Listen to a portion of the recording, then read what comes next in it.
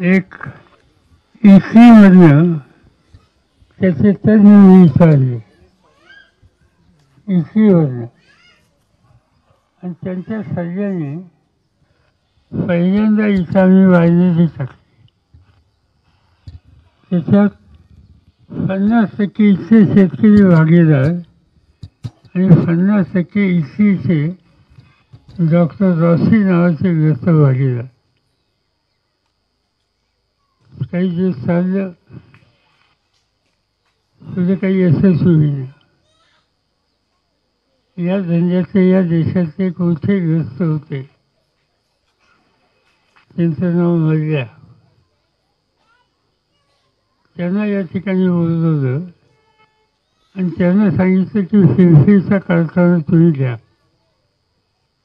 वाढवा. मला दोनच गोष्टी पाहिजे, एक द्राक्षाला मार्केट आणि दोन हाताला काम. ते हाताला काम करत असताना दोन प्रकारचे लोक त्या ठिकाणी येतील. एक महिला येते आणि पुरुष येते. या दोन्ही गोष्टी माझ्या त्यांनी मान्य केल्या आणि 12 वर्षी गेम तिथं उभी राहिली. द्राक्षाला थोडं मार्केट आलं, पण ही फायद्याची द्राक्षे होती. त्याचं कारण इतर ठिकाणी लोक थॉम्सन सिरियस घेतात, काही सायरी घेतात, तुम्ही ते घेत नाही, तुम्ही बेंगलोर घेता. बरोबर ना? कारण ती बेंगलोर ही साधी द्राक्षे, त्याचा खर्च कमी असतो, उत्पादन जादा असतं आणि ती द्राक्षे तुम्ही इथं पोचवता. ऊसाच्या गाड्या जातात तशा द्राक्षाच्या गाड्यावरून तिथं माल टाकत होते. थोड्या काही आज अडचणी आहेत.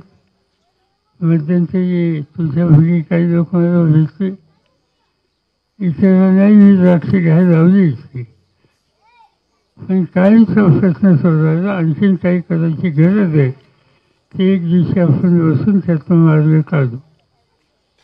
त्याच्याबरोबर इथं एक मॅकडोनल्ड कंपनी त्यांची आणली आणि त्याच्यामध्ये महिलांना काम द्या म्हणून सांगितलं. आहे का तिथं? कोण बोलत नाही. महिला काम करतात का? किती करतात? म्हणजे किती?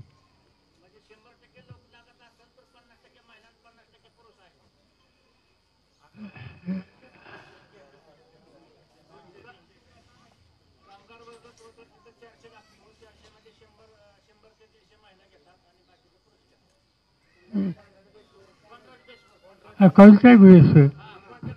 हाताला काम मिळालं ना, त्यामुळे महिलांनाही काम मिळालं, काही मुलांनाही काम मिळालं आणि ते फक्त फिरफिरचे आहेत असं नाही, आजूबाजूचे सुद्धा आहेत.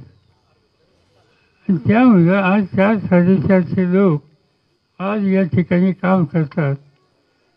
आणि हे झाल्याच्या नंतर मला फिरफिरचा चेहरा बदललेला दिसतो लोकांच्या राहणीमानात, कामामध्ये.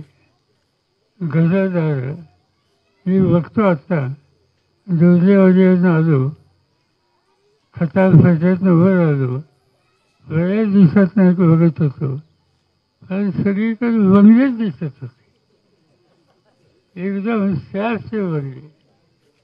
पूर्वीची संसाराची घरे गेली, थोडी होत राहिली असते, नाही असं नाही, पण लोकांच्या राहणीमानात बदल झाले.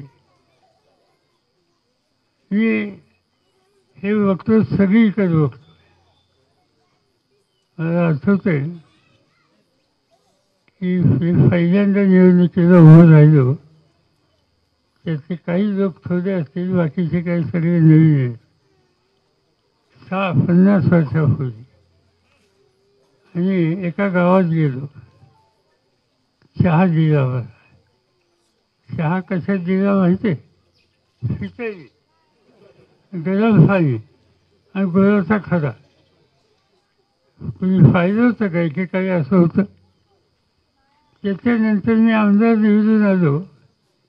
थोडी लोकांची परिस्थिती बदलली, खिचडी गेली, कव्वाची आली.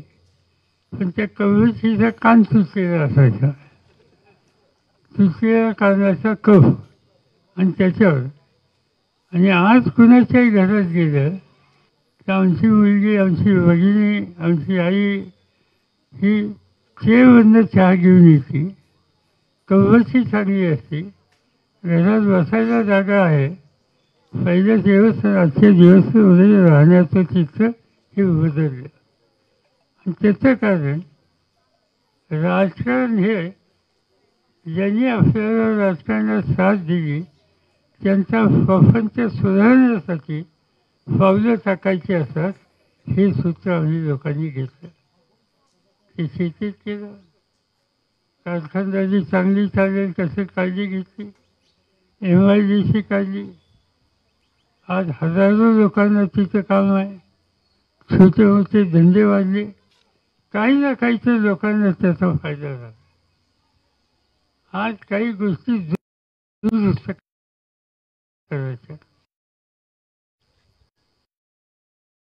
आणि त्याच्यात मला तुमची मदत पाहिजे.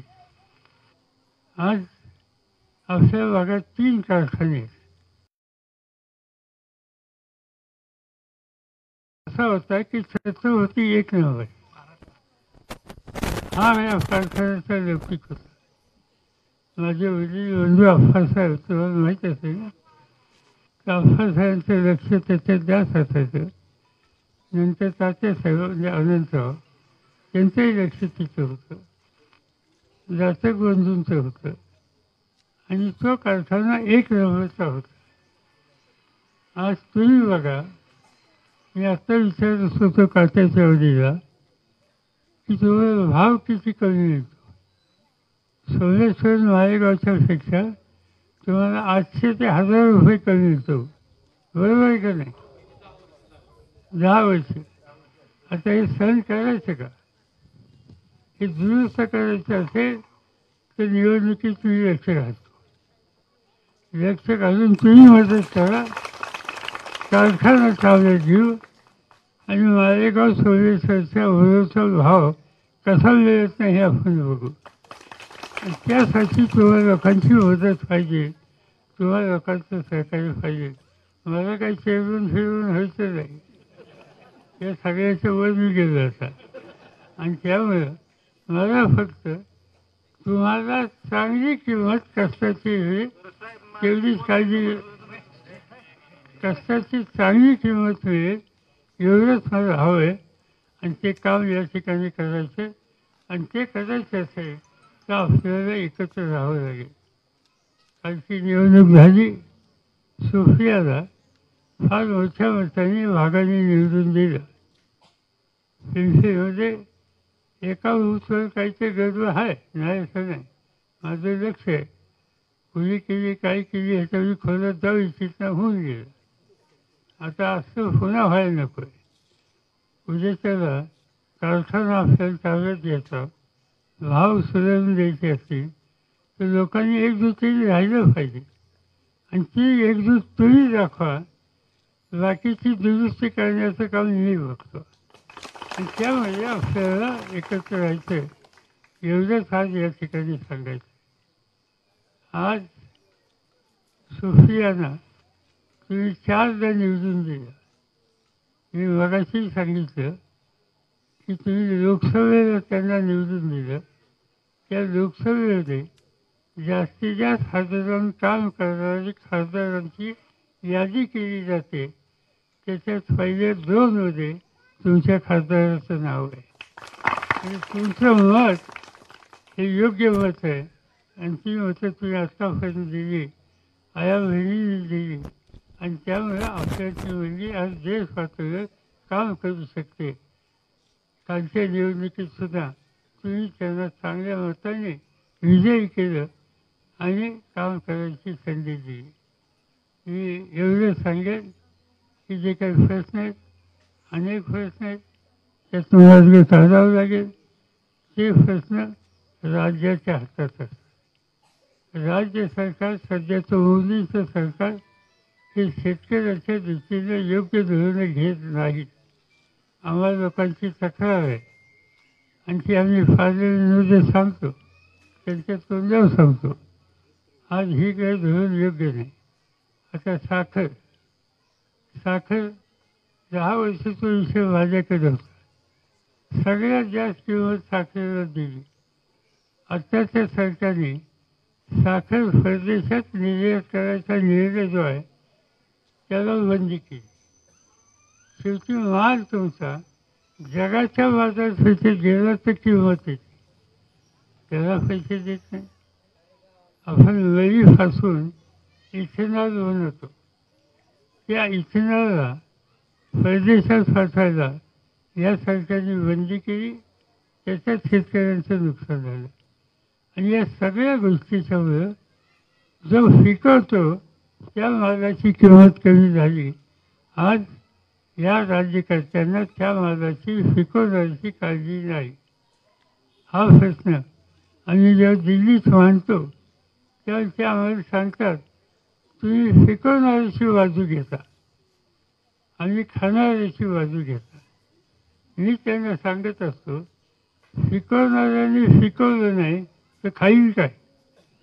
त्याला खायला पाहिजे असेल तर पिकवणाऱ्याला किंमत द्या.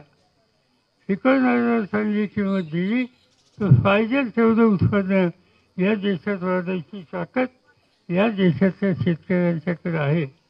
मोदी सरकारला ते मान्य नाही आणि त्यामुळं आमचा त्यांच्या या धोरणाला विरोध आहे. उद्या महाराष्ट्राच्या निवडणुका आहेत. त्या निवडणुकीमध्ये महाराष्ट्राची सत्ता त्यांच्या हातात जर गेली तर तुमच्या मालाची किंमत आणखीन घसरेल. ते आम्हाला घसरून द्यायची नाही. यासाठी राज्याची सत्तासुद्धा हातात घ्यायची. त्यावेळेला महाराष्ट्राच्या जनतेने 4 वेळेला माझ्या हातात सत्ता दिली मुख्यमंत्री म्हणून. आणि त्याच्यामध्ये लोकांच्यासाठी जे जे करणं शक्य आहे ते त्या ठिकाणी केलं. आज ते होत नाही आणि ते होईल असं जर बघायचं असेल तर उद्याची विधानसभासुद्धा जिंकावं लागेल. आणि त्याच्यामध्ये सुद्धा तुम्हाला लोकांचं सहकार्य पाहिजे. ते काम तुम्ही करा, मी माझं काम करतो. कसं लोकांना चांगली किंमत मिळत नाही मी बघतो. तुमच्या पाठीशी उभं राहतो. एवढंच या ठिकाणी सांगतो आणि माझ्या कार्यक्रमाला जायला परवानगी घेतो.